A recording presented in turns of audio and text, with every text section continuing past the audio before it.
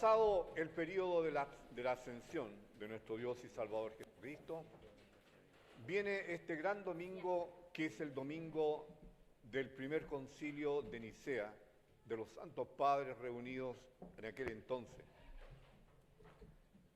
La historia de nuestra iglesia y del cristianismo se comienza a tejer muy fuertemente una vez que los apóstoles recibieron en Pentecostés la venida del Espíritu Santo y pudieron comprender y entender lo que Jesucristo les comentó, lo que les dijo, los milagros que Él hizo y las formas que Él le propuso para poder, digamos, instaurar el reino de Dios en medio de los hombres. Después de Pentecostés y la distribución de los apóstoles, prácticamente en todos los continentes de aquel tiempo, hablamos de Asia, África y Europa, donde rápidamente esta fe en nuestro Señor Jesucristo comenzó a aprender de tal manera que llegó a ser tan grande esto, que los grandes líderes políticos del tiempo comenzaron a tener preocupación por ello. Mayormente el Imperio Romano, que era quien había comenzado la invasión del Medio Oriente en el siglo VI, en el año 60 con Pompeyo, eran los que más tenían. Luego ya vinieron las grandes persecuciones contra el cristianismo y las más grandes se comenzaron a aplicar en el reinado de Diocleciano, por allá por el 303, 304, donde fueron terribles, cómo eran torturados, muertos y sacrificados como animales aquellos que creían en Jesucristo, aquellos que ponían su fe en esto que los apóstoles habían predicado. Se establecieron en ellos, en estas comunidades que crecieron enormemente, se establecieron, como lo mandó los apóstoles, obispos. Estas iglesias que crecieron tan enormemente tenían en cada comunidad donde existían sus propias formas de ver esta fe, tenían sus propios credos, no había algo unificado. Vino entonces el año 318, con el edicto de Milán, este emperador Constantino, que no era cristiano, sacó una ley en la que decía que en todo el imperio se podía tener otros dioses fuera de los dioses que ellos tenían, que eran una réplica de los dioses griegos. Y por supuesto entonces el cristianismo estaba dentro de esto y ya no había más persecución.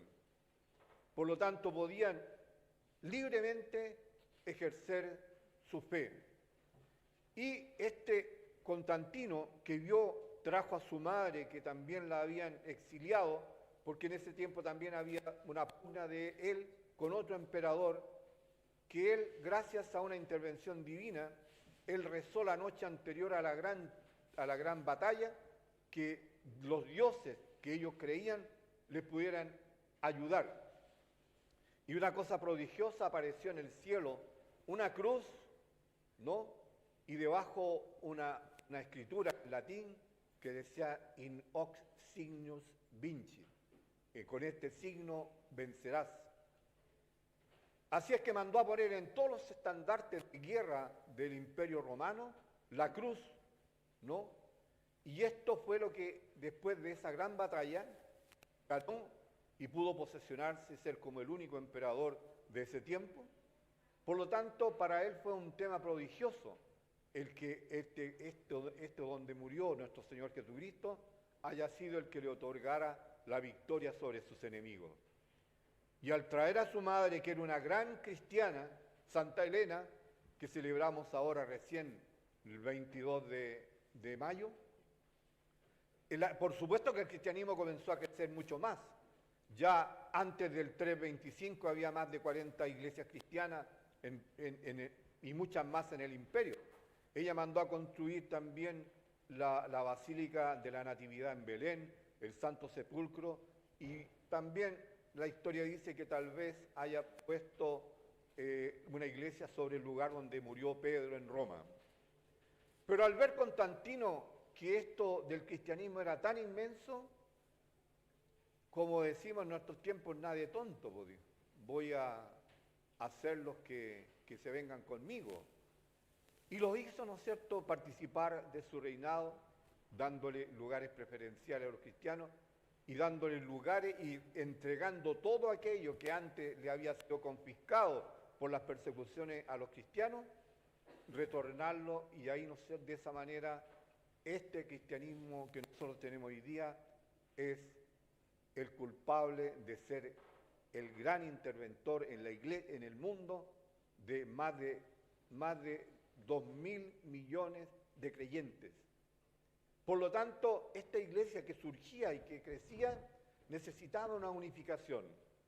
Y en el año 325 este mismo emperador llamó a un concilio, mandó una carta a todos los obispos de todos los continentes y llegaron a este concilio en Nicea, o Niquea, como escriben por ahí, el año 325, donde se comenzó a establecer los principios básicos de lo que es la fe que hoy día nosotros tenemos. La primera parte del credo niceno-constantinopolitano se hizo en Nicea. Es el mismo credo, las mismas palabras que hoy día nosotros declaramos durante las celebraciones de la Divina Liturgia. Es decir, había que tener muy claro la procedencia de Jesucristo, de que Él era el Hijo de Dios, que había nacido de la Santísima Virgen María por intervención del Espíritu Santo, por lo tanto era del Hijo de Dios.